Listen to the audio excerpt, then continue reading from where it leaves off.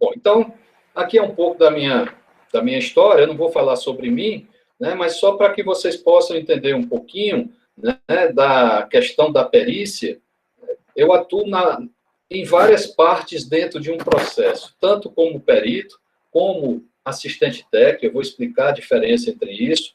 Em outros processos, eu atuo como advogado, tenho formação em direito também, né? E o engenheiro civil vai estar aí tanto na área de perícia, né, ou como o assistente técnico.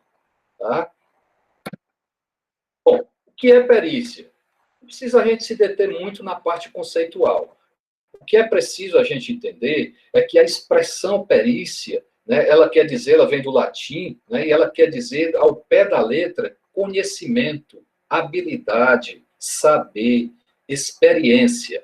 Aí você pode me perguntar, professor, assim que eu me formar, eu posso ser um perito? A resposta é sim. No entanto, não deve. Sim, porque o simples fato de você já estar formado, ser um engenheiro ou um arquiteto, isso já te dá um requisito para que você possa ser perito. No entanto, houve uma reforma no Código de Processo Civil, que é o instrumento legal que regula a perícia, e o Código diz que a pessoa tem que ter experiência, tem que ter uma especialidade na área do conhecimento ao qual a perícia está existindo. Então, eu vejo muito, e aí não é uma crítica, tá? Me entenda, por favor, que eu não estou fazendo uma crítica, eu estou apenas dando um alerta. Eu vejo muitos cursos aí pela internet afora, dizendo, olha, faça o curso de perícia, que você na mesma hora vai ser perito, vai ganhar dinheiro, e a história não é bem assim. Né? Que ganha dinheiro, ganha, mas isso demanda um certo tempo, exatamente por conta de você precisar ter esses requisitos, né, de conhecimento, de habilidade, de saber, de experiência. Né, tem que dominar a matéria. Tá? Então, em breves palavras, seria isso aí, a perícia. Né? Qual é a finalidade dela? É exatamente esclarecer, né, e evidenciar fatos, objeto da... Aí tem litígio, é o nome jurídico, né? Entenda da ação, da briga, do conflito. Né? Todo conflito ele requer um fato que ocasionou, e cabe ao perito investigar isso e tentar não, porque uma vez que ele é nomeado, ele tem que dar uma resposta ao juiz. Né? Ele não pode apenas passar aí pelo campo da imaginação. Um breve comentário sobre a história. Né? A perícia está disciplinada no Código de Processo Civil. Né? O nosso Código de Processo Civil, o primeiro do Brasil, foi de 39, né? Depois, ele, em 73, vigorou até 2015, onde a perícia estava nesses artigos aí, e em 2015 houve uma reformulação completa do Código de Processo Civil, né? E hoje a matéria que versa tanto do perito como da prova pericial está nesses artigos aí. Para que você possa entender um pouquinho sobre a questão do processo, a gente ouve muito falar em Código Civil e Código de Processo Civil. Alguns pensam até que é a mesma coisa, mas não é. O Código Civil, ele tem as leis, tem o direito que você pode ter, pode se usufruir dele. Tá? Então, o Código Civil vai ter lá todos os direitos e deveres da vida em sociedade. O Código de Processo Civil é a forma pela qual eu vou ter acesso a esse direito. Então, a perícia, ela não vai dizer se você tem direito ou não. Quem vai dizer é o Código Civil. Cabe ao perito examinar, mostrar quais são os problemas e o juiz vai entender, vai ver, de acordo com o seu laudo ali, quem tem razão ou não. Então, quais são os tipos de prova no direito? As provas, elas podem ser orais, documentais, técnicas, inspeção judicial. O que é isso? Oral. Oral a gente vê muito aí nos filmes, vê no noticiário, né, que é a oitiva das testemunhas, né, é o próprio depoimento das partes, né, pode ser também uma confissão, tudo isso é oral, é o que sai da boca, a pessoa vai e diz. Documentais, aí eu vou ter escrituras, vou ter contrato social, vou ter outros tipos de documentos. A nossa perícia, ela entra aqui na parte técnica, né, que vamos dizer assim, ela é resumida através de um laudo. Perícia é algo abstrato. Você não pega na perícia. Né? Você faz a perícia e consubstancia essa perícia em um laudo.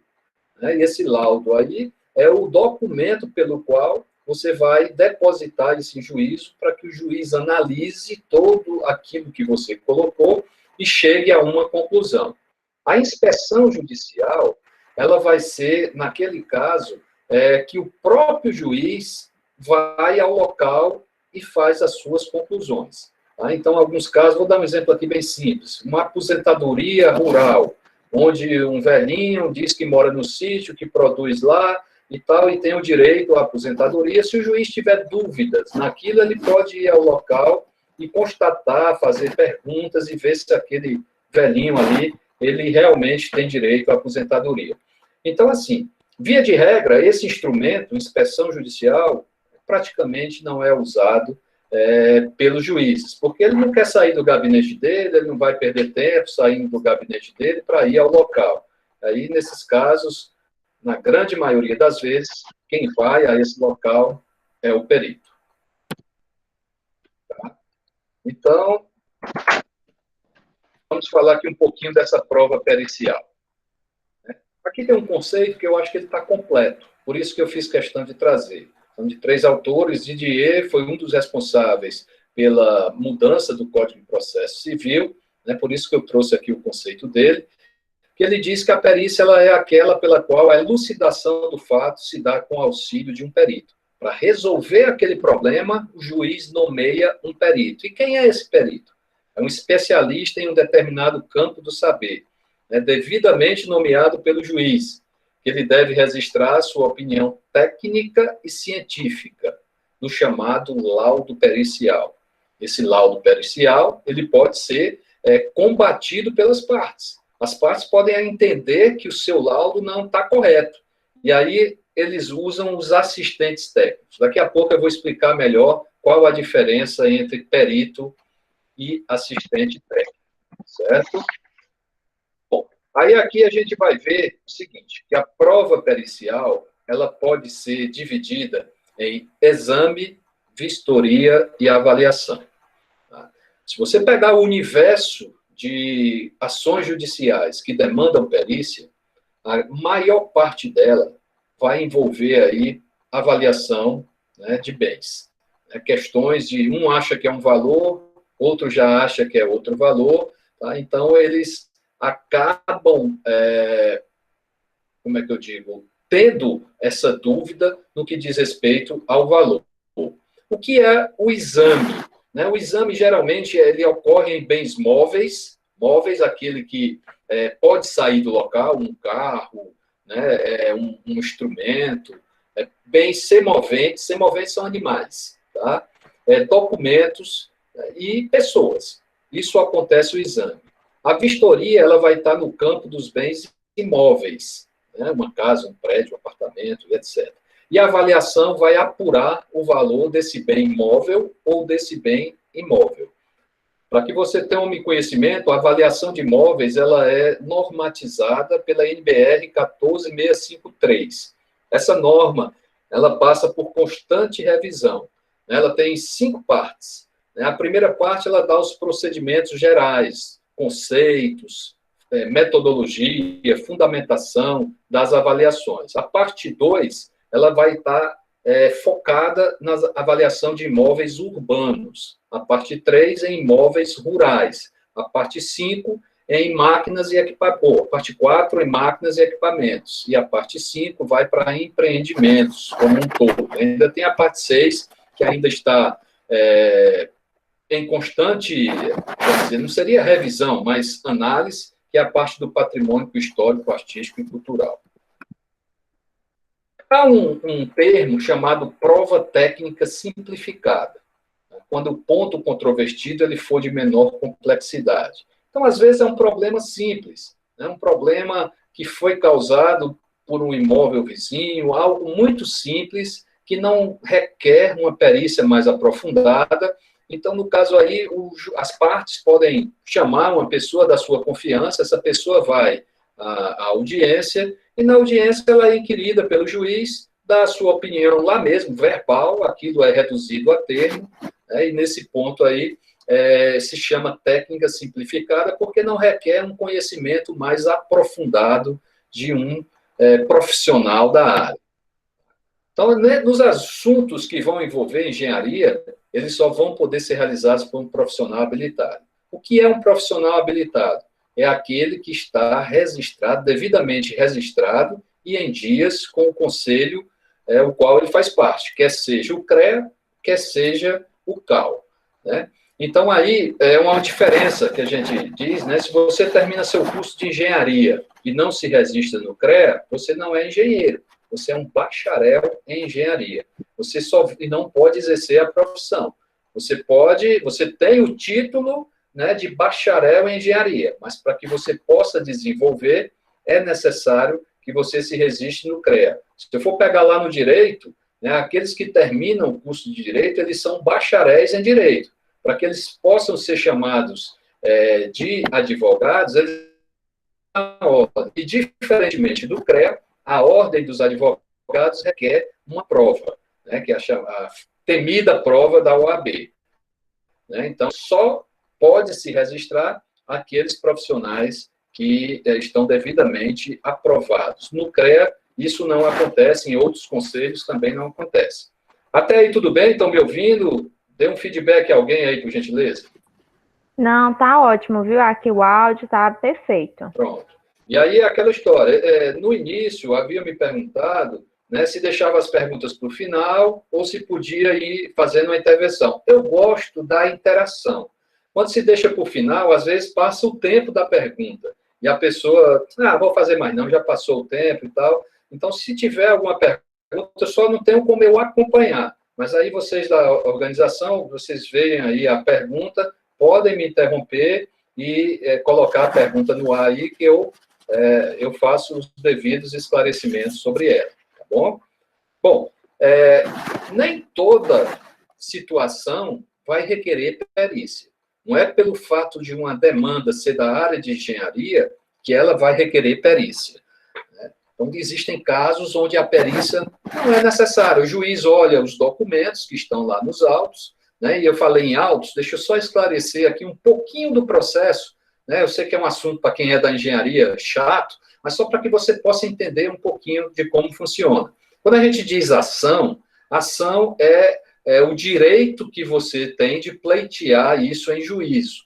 Tá? Então, você tem um processo. O processo ele não é aquele documento físico, não é aquela pasta cheia de papel, não. Muitas vezes as pessoas falam errado, até os advogados. Ali não é processo. Processo é algo abstrato. É o quê? É um sequenciamento de fatos que vão gerando um processo. Esses processos, essas folhas, esses documentos, quando colocado numa pasta, ou virtual, né, ou então física, a gente diz os autos do processo. Então, quando você pega uma pasta, né, completa de folhas, que tem desde o início da ação até o final, ali você está com os autos do processo. Tá? Então, é importante que a gente defina isso daí para que você, até quem for atuar como perito, chegar lá no fórum e saber os termos que ele vai usar. Tá? Então, como eu falei, alguns casos vão dispensar a perícia. Quais são eles? O juiz vai indeferir, vai dizer, não há necessidade de perícia, quando a prova do fato não depender do conhecimento técnico. Né? Então, tem casos que o juiz, isso aí, documento é que vai dizer se o terreno está registrado ou não. Por exemplo, um caso lá que o cara está pleiteando uma ação dizendo que aquele imóvel é dele, porque está registrado e o outro não está registrado. Tá? Não precisa de perito para isso. O imóvel existe, nenhum dos dois estão duvidando da existência do imóvel. O que eles estão dizendo é que um é dono e o outro não, porque o outro não tem o documento. Então o juiz diz, olha, não precisa de perícia. Traga a escritura aqui, que eu vou analisar, ver quem é que tem, qual é a escritura que é legítima, e em cima desse resultado eu vou sentenciar os autos do processo. Tá? Então, tem casos aí que o juiz pode indeferir. Porque, outro parênteses, né? Quando vai surgir a perícia? A perícia são as partes que vão requerer, ou não. Tá? Então, vamos supor, A entra com ação contra B. Tá? Então, B vai se defender E na defesa ele diz, eu requero que o juiz nomeie um perito para que o perito faça todo o levantamento e dê o resultado do caso aí no ponto de vista técnico. O juiz pode deferir ou não. Tem casos que nenhum dos dois pede perícia, mas o juiz entende que é necessário, o juiz vai e exige a feitura da perícia. E tem casos que os dois concordam que há necessidade da perícia. Então, vai depender. Algumas ações, elas trazem como obrigatoriedade, como algo indispensável, a perícia. Por exemplo, uma ação de desapropriação. O que é uma ação de desapropriação? Imagine, vou dar o exemplo de Juazeiro, eu acredito que a maior parte aí é do Cariri. Juazeiro, o aeroporto, ele vai crescer. Então, quem anda para aquele lado ali do Juazeiro, do norte, vai ver que tem uma área, além do aeroporto, margeando a pista, que ela está toda cercada, existiam várias casinhas por lá, uns loteamentos irregulares, ela está toda cercada porque houve uma desapropriação e aquele terreno ali foi incorporado ao aeroporto para o aeroporto poder crescer. Quando há desapropriação, as partes, os proprietários ou posseiros, qual a diferença de proprietário e posseiro? Proprietário é o que tem o título registrado em cartório. Posseiro é aquele que tem a posse. Ele pode não ter o título, mas ele tem a posse. Ele que está ali tomando conta e morando naquele local. Então, a diferença entre o posseiro e o proprietário é esse. Tá? O fato de ser posseiro não tira dele o direito de receber uma indenização. Então, nesses casos, o juiz, não seria nem o juiz, o código, ele traz claramente que para uma ação de desapropriação é necessário ter a perícia. Então, mesmo que as partes concordem, se elas fizerem um acordo, mesmo fazendo um acordo ali, o juiz pede uma perícia para que não haja prejuízo de nenhuma das partes. Por exemplo, às vezes ali o órgão, o expropriante, prefeitura, estado, ou município, ele pode ter arbitrado um valor, e conversado com a parte lá, rapaz, o valor é esse, é melhor você pegar, se você for brigar, vai demorar muitos anos, e a parte ali querendo resolver, sabendo que o valor é pequeno, mas aceita. Tá? Então, para evitar esse tipo de coisa, o juiz pede uma perícia exatamente para nivelar, para saber qual é o verdadeiro valor e não haver uma injustiça entre as partes ali. Naquele caso do aeroporto, é interessante frisar que eu trabalhei como perito, não como perito, mas como assistente técnico, vou já explicar a diferença dos dois aí, e foi um trabalho muito grande, muitas pessoas ali sem título, foi uma trabalheira muito grande, uma repercussão muito grande, mas um trabalho muito prazeroso ao final. Durante, tivemos muito problema, mas ao final ele se torna prazeroso por saber a utilidade. Você pode dizer, não, professor, mas ele ainda continua lá sem utilidade nenhuma. Mas o aeroporto ele foi arrendado por uma empresa espanhola, e a empresa espanhola vai começar os investimentos e o aeroporto tem de tudo a crescer e a ficar, porque quando arrenda não é proprietário, ele tem o direito de explorar. Esse arrendamento tem a concessão, melhor dizendo, tem um certo intervalo de tempo, findo esse intervalo de tempo, volta para a Infraero, que é quem detém toda a posse desse imóvel. Então, se tiverem outras provas, isso eu já falei, e se a verificação for impraticável.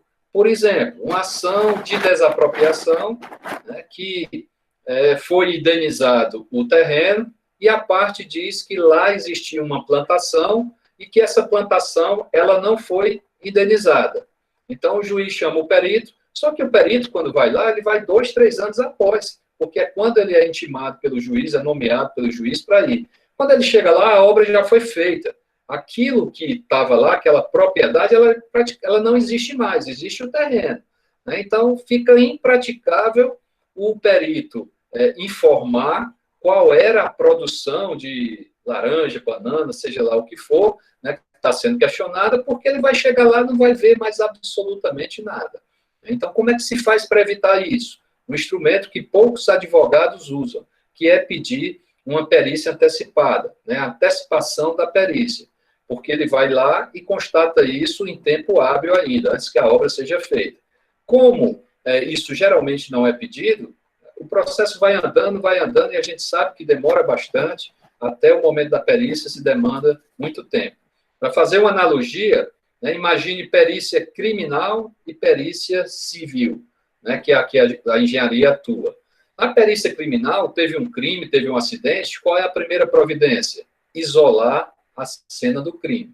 Isolou, fica intocável, ninguém entra, os peritos chegam, colhem tudo que tem lá, vê, consegue chegar a um laudo preciso com muita facilidade entre aspas, né, porque depende de cada caso. Mas ele tem lá todos os elementos necessários. Na engenharia, a nossa perícia vai acontecer, como falei, 2, 3 anos após. Então, a gente chega lá, já está tudo totalmente descaracterizado, né? Então, às vezes, fica muito difícil, né, você chegar a uma conclusão em algo que já foi totalmente modificado. Mas, às vezes, a gente tem que sair fazendo uma involução e tentar passar para o juiz algo nesse sentido. Como é que o perito é nomeado? Então, antes de falar da nomeação do perito, eu vou para uma pergunta que talvez algumas pessoas possam ter. Quem pode ser perito judicial? Eu até adiantei um pouquinho no início. Quem é que pode ser um perito judicial? Para que você seja perito judicial, primeiramente, você tem que ser nomeado pelo juiz. Para que você seja nomeado, isso atualmente, há uns 2 anos atrás, abriu-se um cadastramento nos tribunais. Esse cadastramento, você, como o nome diz, né, você se cadastra, coloca lá todas as informações, sua experiência profissional, certidões. É uma exigência muito grande de documentos. Uma comissão vai analisar e vai dizer, pronto, você comprovou que tem expertise para ser perito, né, mesmo que seja uma comprovação apenas documental. E aí você está dentro do cadastro dos peritos, podendo ser chamado a qualquer momento. Esse chamamento é que se chama nomeação. Antes, não. Antes disso, né, o juiz ele ia chamar aquele perito que ele tinha mais confiança. Né? Então, de repente, um perito se apresentava numa vara, que a gente chama vara, a secretaria ali do fórum, né, de cada vara, a divisão dos processos. Né? Então, ele fazia ali uma divisão e você chegava, se apresentava. Né? Quando eu comecei a atuar com perícia, mais de 20 anos atrás, né, eu chegava na secretaria da vara, pedia para falar com o juiz, né, levava meu currículo, explicava para ele o que é que eu fazia e dizia que eu estava apto, né, e desejoso de fazer uma perícia.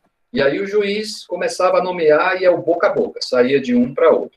Como falei, hoje está mais simples porque tem esse cadastro, né, nos tribunais. No Ceará é o chamado SIPER, Sistema de Peritos. Tá? E aí, para que eu possa ser um perito judicial, eu tenho que estar cadastrado nesses órgãos. Né? E aí também pode ser empresas, né, órgão técnico e científico, né? Uma universidade, um órgão técnico. Então, eu, enquanto professor da UCA, diversas vezes recebia nomeações, né, por ser professor da instituição. À primeira vista, o CREA, muitas vezes, acontecia isso. O juiz intimava o CREA para indicar alguns profissionais. O CREA ia lá no cadastro, dentro daquela cidade, escolhia 4, 5, mandava para o juiz, e o juiz é que ia escolher ali entre eles. Se no local, o código prevê o seguinte, se no local não tiver uma pessoa com essa habilitação, o juiz pode nomear quem ele bem entender, mas que a pessoa possa ter uma comprovação da sua especialidade. Tá? Então, nesse quesito aqui, tem uma dúvida grande, que talvez vocês, não sei o grau de, se vocês já são formados, ou estão se formando ou não, mas talvez vocês já tenham ouvido falar nisso, que é a questão do corretor de imóveis ser perito. Tá? Talvez tenha até alguém que atue aí como corretor de imóveis. Eu acho o papel do corretor de imóveis extremamente importante, né, fundamental para o mercado imobiliário. Tá? No entanto, acho que não por culpa dele, mas pela própria formação, ele não detém alguns conhecimentos que os engenheiros e arquitetos detêm. Por exemplo, conhecimento de estrutura, de concepção de projeto, né, de instalações hidrossanitárias e elétricas, e hoje se expande muito mais, porque vai para sistema de proteção de descargas elétricas, CFTV, uma série de outras especialidades que o engenheiro está mais preparado. Avaliar um imóvel não é olhar para ele e perceber qual é o valor que aquele imóvel tem. Também não é chegar em uma rua, ver quanto é que está vendendo A, quanto é que está vendendo o outro, quanto é que está vendendo o outro, soma os três e divide por três, tirar uma média, isso também não é avaliação. Então, a resolução do COFES, que é o Conselho Federal dos Corretores de Imóveis, permitiu a eles a fazer um documento que se chama PITAM, que é Parecer Técnico de Avaliação Mercadológica. Né? Parecer é algo totalmente diferente de laudo. Laudo é um documento exclusivo, laudo de engenharia é um documento exclusivo de engenheiro e arquiteto. Ninguém fora disso pode fazer um laudo de engenharia. Existem outros tipos de laudos de outras categorias, laudo médico, aí a medicina, mas laudo de engenharia, corretor de imóveis não pode fazer. E o código, ele é bem claro que diz que a perícia ela será reduzida a termo através de um laudo. Né? Como o corretor, que não pode fazer laudo, vai entregar um laudo? Mas, pasmem, né? Eu digo pasmem porque eu não consigo entender isso. E já confrontei alguns juízes nesse quesito e eles ficam sem ter como argumentar. Não, é um profissional que sabe fazer o serviço e tal, resume nesse sentido. Mas, claro que no caso de avaliações de imóveis. Tá? Então, sem entrar nessa seara, que não é a intenção, o que eu quero deixar claro aqui é que há uma diferença entre laudo e parecer. Laudo é algo mais fortalecido, que traz uma descrição, uma metodologia, uma fundamentação, né, se mostra ali as causas, consequências e efeitos daquele problema e se chega a uma conclusão. O parecer é um documento mais simples, é opinativo. Parecer é aquilo que eu olho, né, e digo, eu acho que isso aqui é um recálculo diferencial, mas não vou a fundo. Né? Então, para eu ir a fundo, eu teria que apresentar um laudo. Tá? Então, é um documento que ajuda, muitas vezes apenas ele consegue resolver um problema, tá? Mas ele não tem a robustez que um laudo tem. Tá? Então, feitas essas considerações, essa é a forma pela qual você é intimado. Né? Você recebe uma cartinha de intimação, onde o juiz diz, eu vou ler aqui bem rápido, a presente extraída dos autos em epígrafe tem a finalidade de intimar Vossa Senhoria para apresentar sua proposta de honorários, tendo em vista sua nomeação para atuar como perito. Hoje, isso aqui está descartado. Sabe como é a sua nomeação hoje? E-mail ou WhatsApp. Né? Então, você recebe um WhatsApp ali, você responde. Quando você responde, o secretário da vara lá tira um print e anexa ao processo. Tá? Então, você não precisa mais de nenhuma nomeação por carta, a não ser quando envolve menor, que aí ainda continua sendo o oficial de justiça, pela questão do sigilo, de toda o que é envolvido em relação a isso. Mas é algo dessa natureza. Tá? O perfil do perito aqui é rápido, apenas para dizer que temos que ser imparcial, ter capacidade e ter ética, não adianta se você é corrompido em uma dessas características, não queira ser perito, né, porque o perito ele tem que ser imparcial, porque ele não pode pender nem para um lado nem para o outro, da mesma forma que o juiz. O juiz não pode dizer, coitadinho, ele não tem razão, mas ele é pequeno, é pobre, aquele outro ali é muito rico, então vou tirar. Não pode ser Robin Hood, né, tirar do pobre, do rico, para entregar para o pobre. Ele tem que ser imparcial. Da mesma forma, nós, peritos, temos que ser imparciais. E onde atua? E aí, esse campo aqui ele é vasto. Pode ser em ações na Justiça Federal, na Justiça Comum, na Justiça do Trabalho, no Ministério Público. Todas essas áreas aí têm os graus recursais. Justiça Federal, TRT, Justiça Comum, o STJ, ou o TJ de cada estado, Justiça do Trabalho, o TRT, Tribunal Regional do Trabalho. Ministério Público não, porque ele não faz parte da justiça, né? Ele não é do poder executivo, ele é um órgão que auxilia o poder executivo. E aqui dentro você tem um universo muito grande de ações e de possibilidades de atuar como perito. E a nomeação ela vai acontecer da seguinte forma: você recebeu aquela cartinha lá, você vai aceitar ou não. Né? Se você aceitar, você apresenta no mesmo ato a sua proposta de honorários, né, fundamentada, e trazendo ali a sua comprovação, caso você não esteja nomeado, não esteja cadastrado nos órgãos. Né?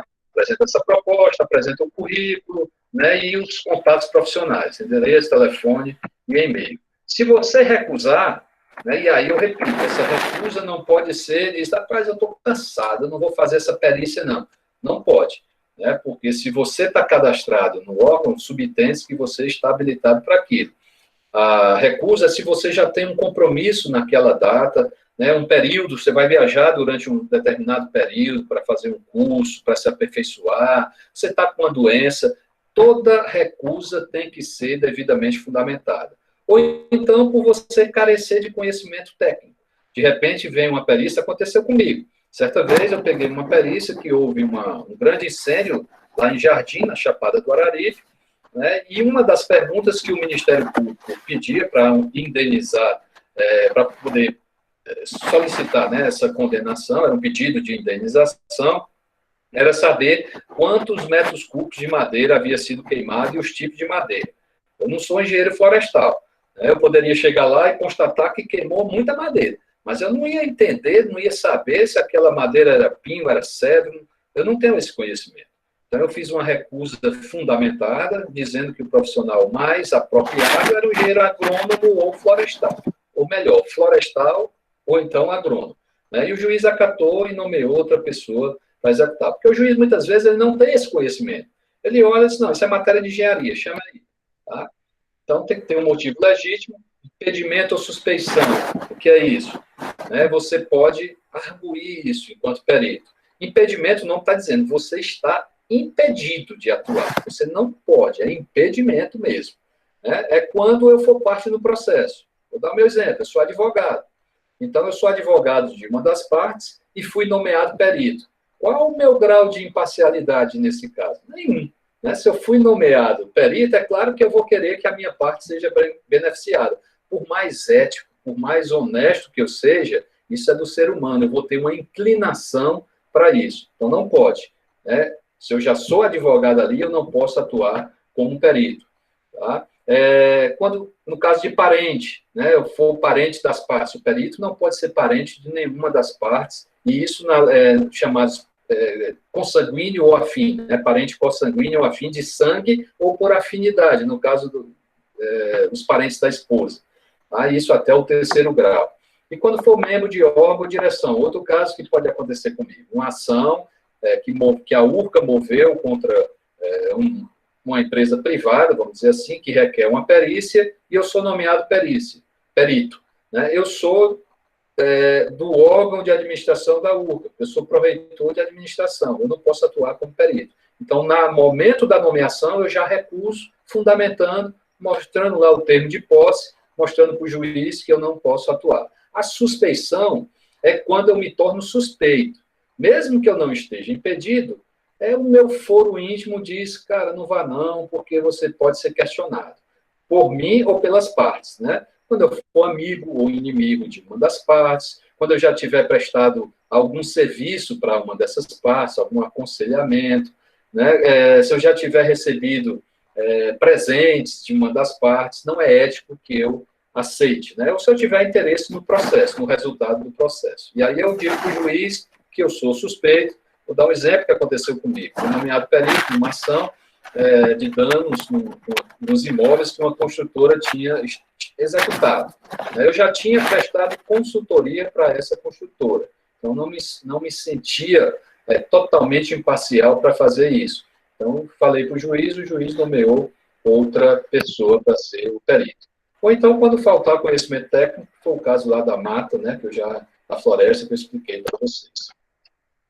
Substituição do perito.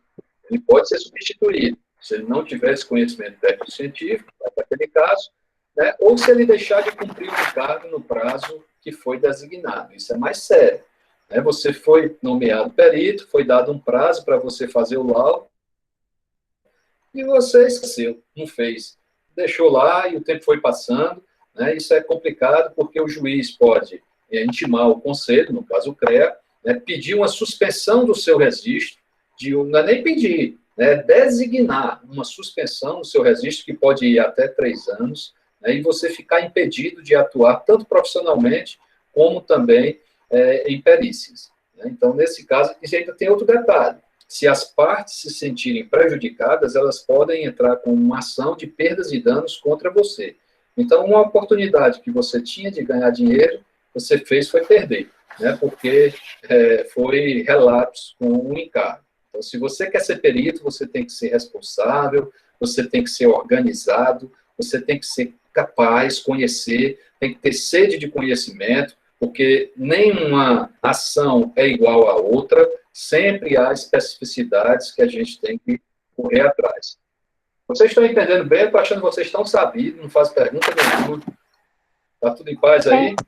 Tem uma pergunta aqui do Tiago Rodrigues, ele fala assim: algumas perícias requerem profissionais mais específicos. Ele está fazendo uma pergunta, no caso.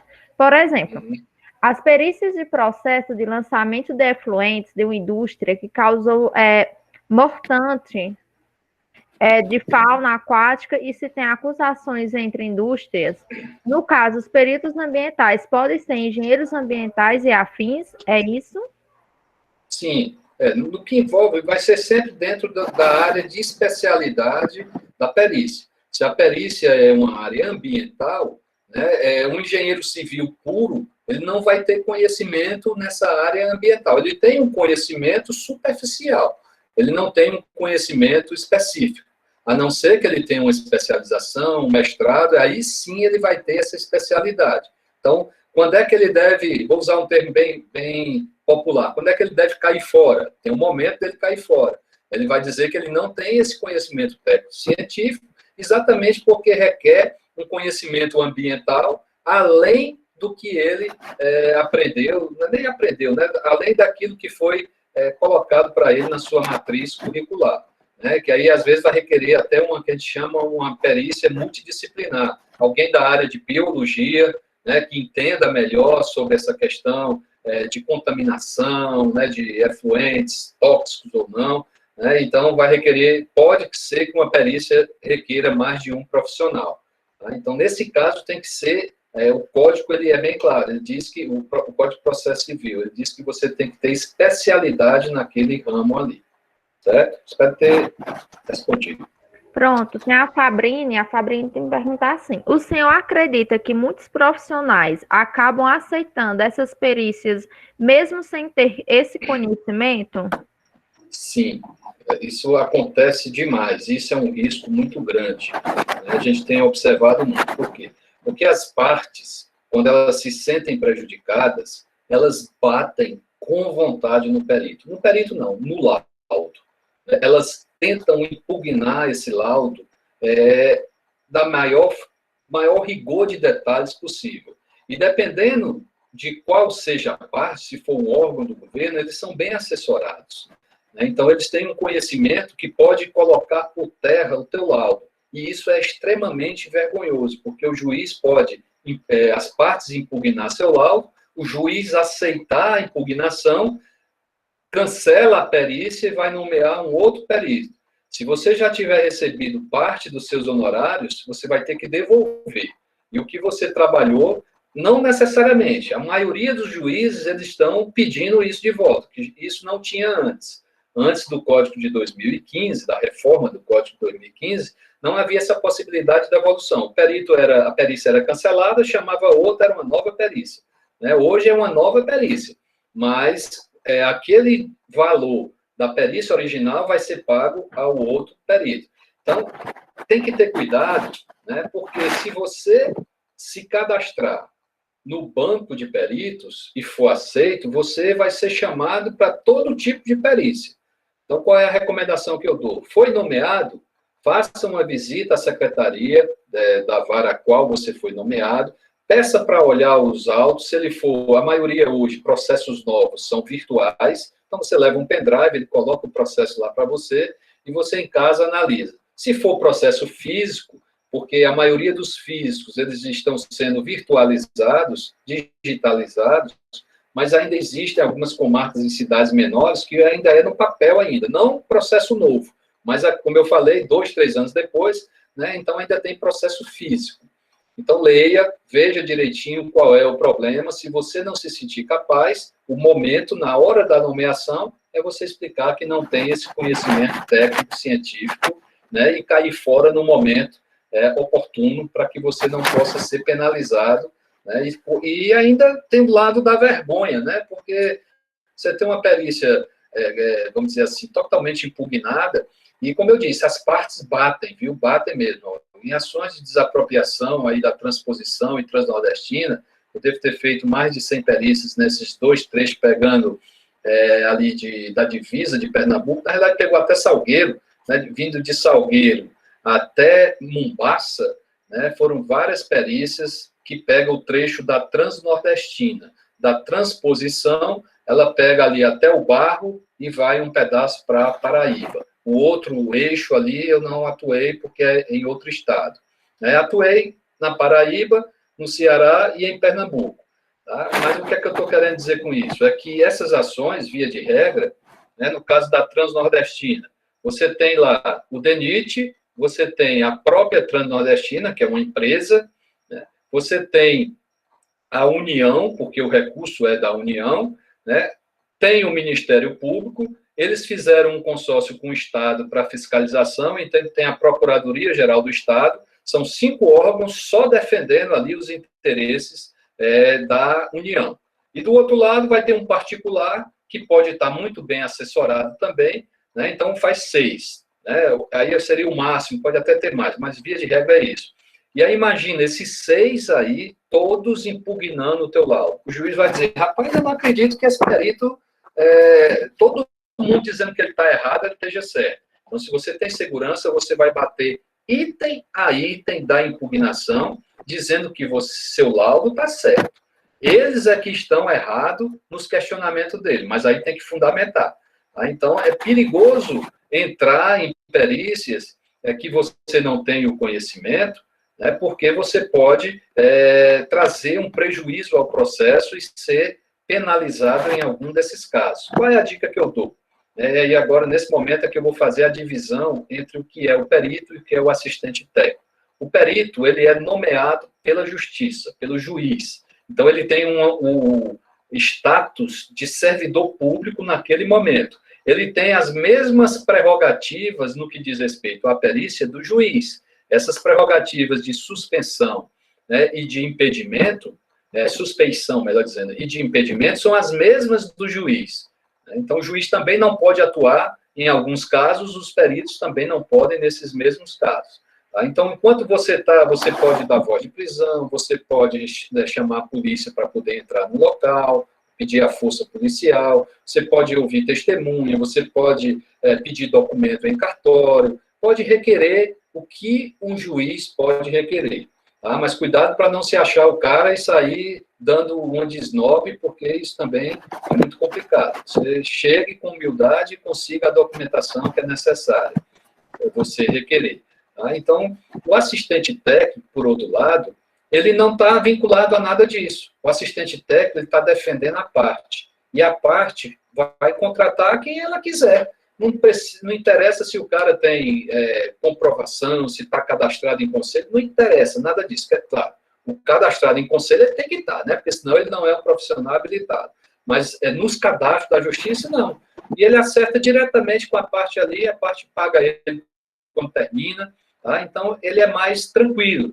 Tá? Então, eu sugiro que, se você quer atuar com perícia, comece como assistente técnico, porque você vai aprendendo com os peritos. Você vai participar da perícia com menos responsabilidade. Você vai ver como é que o perito atua. Né? Você vai ver, ao final, o laudo do perito. Pede o advogado, que tem acesso aos autos, o advogado vai te mostrar, está aqui o laudo dele. Aí você vai, eita, rapaz, é assim que ele fez. Vai aprendendo. Pegou, engrossou as costas, né? Como diz no popular, né? Ficou com marra, aí você vai atuar como perito. Mas não queira iniciar como perito, não, porque, às vezes, a pancada é grande. E nem todo mundo aguenta essas pancadas. Às vezes você vê uma pessoa falando mal do seu trabalho e você fica injuriado, mas você tem que manter a calma e ter os argumentos para rebater tudo isso. ok? Então, como é que eu cobro? Né? Como eu falei para vocês, lá o assistente cobra o que ele quiser e ele não tem que fundamentar nada. Ele pode chegar e dizer, não, para eu acompanhar a perícia aqui é R$ 1.000, não tem que dizer porque é que é 1.000. Já o perito, não. O perito ele vai ter que apresentar tudo isso aqui. Eu vou correr um pouquinho, porque eu olhei aqui, já vai dar 7 horas. Né? Ele tem que analisar os autos, responder todos os atos processuais, a vistoria, deslocamento, pesquisa de mercado, ensaio, levantamento. Tem que analisar o que é necessário, computar todos esses custos e chegar a uma proposta de honorários. Entrega lá na justiça, o juiz vai intimar as partes para se manifestar sobre aquela perícia, sobre aquele valor. Né? Uma vez deferido, o valor é depositado em juízo e quando termina o laudo, você entrega o laudo, você faz a requisição do pagamento, que é feito através de alvará. Com o novo código, possibilitou um adiantamento, né, de honorários, que é totalmente válido, foi uma solicitação da classe, porque, vamos supor, eu saio daqui para ir lá para Uricuri fazer uma perícia, eu vou perder tempo, eu vou gastar meu combustível, vou me alimentar lá, às vezes até tenho que dormir, tenho que te pegar uma certidão no cartório, pago lá R$35, R$40, né? Então, não pense que vem um carro da justiça lhe buscar para lhe levar, não. Né? Tudo por suas custas, tudo é conta sua, e também não vai um dia antes ligar alguém da justiça e dizer, ó, amanhã é uma perícia, tu tá lembrado? Você tem que ser responsável por todos os seus atos. Uma vez nomeado, você é que marca o dia da perícia. Você vai marcar o dia e horário. Manda uma petição para o fórum e o fórum comunica as partes. As partes é que vão dizer se pode ou se não pode, elas vão dizer para o juiz, não é para você. Tá? Então, uma boa proposta de honorários, ela tem que trazer esses elementos aí. Né? E ainda tem esse último que eu deixei aí, que é a possibilidade de ainda participar de uma audiência. Né? Vamos supor, você apresentou seu laudo, teve os esclarecimentos do laudo, mas as partes ainda estão dizendo, não, não concordo. Seu juiz, chame o perito para a gente fazer uma cariação com ele aqui. Então, corre o risco de você ir para uma audiência, ser inquirido pelas partes. Claro que essa inquisição, ela não pode extrapolar o objeto da perícia e aquelas perguntas iniciais, mas você corre esse risco ainda de ter que participar de uma audiência e não recebe mais nada por isso não, viu? Está tudo dentro da sua proposta de honorários. Aí tem os quesitos, aqui é só o que são quesitos, são perguntas que são feitas pelas partes para o perito responder. E aí, ele tem 15 dias para tomar conhecimento da nomeação e vai impugnar essa nomeação ou não, isso aí eu já falei. Os quesitos devem ser respondidos no próprio laudo, né? No laudo do perito você vai responder quesito por quesito, né? Ter o cuidado para não ser nem prolixo, ou seja, nem extenso demais, e nem lacônico, ou seja, breve demais. Se é feita uma pergunta, você responder sim ou não, sim, por isso, por isso, por isso. Né? E não, por isso, por isso, por isso. Tá? Então, não vá dizer, houve problema de reboco, aí você, sim. Não. Houve desprendimento de reboco, aí você diz sim. Não, você vai dizer sim, porque a retração entre argamassa, você vai ver qual foi a causa e vai descrever. E não o que é que ser prolixo, né? Você dizer, reboco é um revestimento composto de agregado graúdo, miúdo, não entra nesse detalhe, não. Então, não precisa você ir buscar conceitos, responder o quesito com objetividade, mas que ele seja conclusivo. As partes poderão apresentar quesitos suplementares, além daqueles quesitos que você respondeu, as partes podem dizer, eu não estou satisfeita não, vou fazer mais 10 perguntas para esse perito. E está tudo dentro da tua proposta de honorário ali. Se tu cobrou barato, vai ter que responder isso sem direito a aumentar o teu valor. Né? Aqui tem outros detalhes, aqui também o juiz pode indeferir, né? Você só vai responder aquilo que diz respeito à perícia, se for matéria de direito. No meu caso, que sou advogado, não devo confundir, porque eu estou atuando como perito. Então, quem vai resolver questão de direito é o juiz. Eu não entro nessa seara. Tá? Responder aos quesitos deferidos com objetividade e fundamentação, né? Não fugir ao que foi perguntado. Né? Isso aqui, assim, assado, é você dizer, isso eu não sei, mas isso aí falar outra coisa, né, não adianta. Então, eu lembrei agora de um colega que fez uma prova, isso é um fato real, né, o professor fez uma prova de material de construção e colocou lá, faça uma dissertação sobre exudação do concreto. Aí ele botou, exudação, eu não sei falar, mas eu sei abordar sobre as fases da concretagem. E aí fez 3 laudas, o professor viu 3 laudas lá, deu um 10 a ele, nem leu. Né? Foi um esperto que deu certo, deu sorte. Tá? Mas não faça isso não na perícia, porque as partes vão ler. Todas elas vão ler com muito critério. Então, se houver item do laudo que responda à questão, você vai fazer uma remissão às folhas do laudo, do item que está lá escrito. Aí você vai apresentar seu laudo, isso está lá no código, né? Eu já falei a questão dele ser a metodologia, ele ser fundamentado, ele ser conclusivo, você não ultrapassar os limites daquilo ao qual você foi designado, você pode ouvir testemunho, você pode pedir documentos, tá? Então, aqui é só um resumo de todo o processo. A nomeação, através daquela cartinha, hoje, através de um e-mail ou um WhatsApp, você vai aceitar ou recusar, fundamentando. Se aceitar, apresenta a proposta de honorário. Se recusar, morreu aí. Se recusar, você fundamenta e morreu aí, você já caiu fora. Se você aceitar, vem para essas outras etapas. Apresenta a proposta de honorários, né? Aí vai haver a intimação das partes para elas aceitarem ou não a sua proposta de honorários, né? A possibilidade de impugnação, né? E aí eles vão apresentar os quesitos, as perguntas. Você vai fazer a perícia já de posse dessas perguntas. Há uma possibilidade de impugnação desses valores, e aí vem o final, que é o depósito dos honorários periciais, a intimação do perito para marcar a data, você é quem marca a data da perícia, e você dá um lapso temporal aí de uns 20 dias da data que você foi intimado, porque as partes têm que tomar aí ciência sobre isso, e você marcar para a mesma semana, essa perícia vai ser desmarcada, vai ser cancelada, porque não dá tempo, tem todo o protocolo de intimar, publicar em diário oficial as partes, né? Então, há a intimação das partes, a realização da perícia na data e no local marcado, a entrega do laudo, a manifestação sobre o laudo, certo? A manifestação sobre o laudo, a possibilidade de impugnação ou não. E há esses pedidos de esclarecimentos que eu já toquei no assunto. Depois que você entrega, as partes podem pedir para esclarecer. Tá? A nova perícia foi aquele caso que eu citei para vocês também, né, que se a sua perícia for considerada impugnada, pode ter uma nova perícia. Né, e aí há uma grande possibilidade de você devolver o que você recebeu de adiantamento. Ela tem por objeto os mesmos fatos pelo qual recaiu a primeira perícia ela foi cancelada, vai para a segunda perícia, mas a mesma coisa. Né, e aí para corrigir uma omissão ou uma inexatidão de resultados. Ela não substitui a primeira, isso é importante que você saiba, porque quando há impugnação, quem faz a impugnação são as partes. Impugnou, não é que aquele laudo vai ser rasgado. Impugnou, o juiz vai nomear um outro perito. O outro perito que fez um laudo, e o juiz, quando recebeu e olhou, ele disse, rapaz, o primeiro laudo estava muito melhor, estava muito mais claro.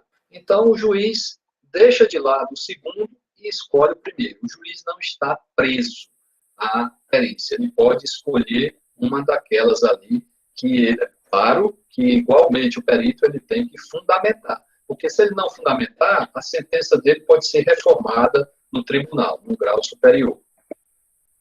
E aqui é só para chamar a atenção, né, da responsabilidade, que aí vai para aquela primeira parte que eu falei para vocês, né, de você só se meter naquilo que você acha que tem conhecimento para isso, né, você começar aprendendo com um assistente técnico e depois você, quando tiver já uma boa bagagem, aí você começa a trabalhar com perícia, porque você pode receber aí responsabilidades que vão de advertência, censura, a perda do seu registro, né, uma indenização por ressarcimento causado por prejuízo, e ainda tem a responsabilidade criminal. Vocês lembram que eu falei que durante a perícia o perito tem o mesmo status de um servidor público? Então, esses crimes aqui são crimes que só servidor público pode cometer. Peculato, estelionato, prevaricação, né? Então, você pode ser responsabilizado por um desses crimes também. E não pense que não acontece, porque acontece. Se você pesquisar no Google aí, você vai encontrar vários casos. Além disso, tem um artigo no Código de Processo Civil que fala aquilo que eu disse para vocês. O perito que por dolo ou culpa prestar informações inverídicas, né, for mentiroso com o seu laudo, ele vai responder por prejuízo que causar parte, pode ficar inabilitado para atuar em outras perícias no prazo de 2 anos a 5 anos, e ainda tem outras sanções, que foram essas que eu mostrei para vocês, devendo o juiz comunicar o fato ao órgão. Lá no órgão, né, vai ter um processo disciplinar, lá no CREA ou no CAL, um processo disciplinar que pode chegar a uma advertência, pode chegar a um cancelamento de registro, uma suspensão de registro, né, e não pense também que os conselhos não fazem isso, porque é só o que tem.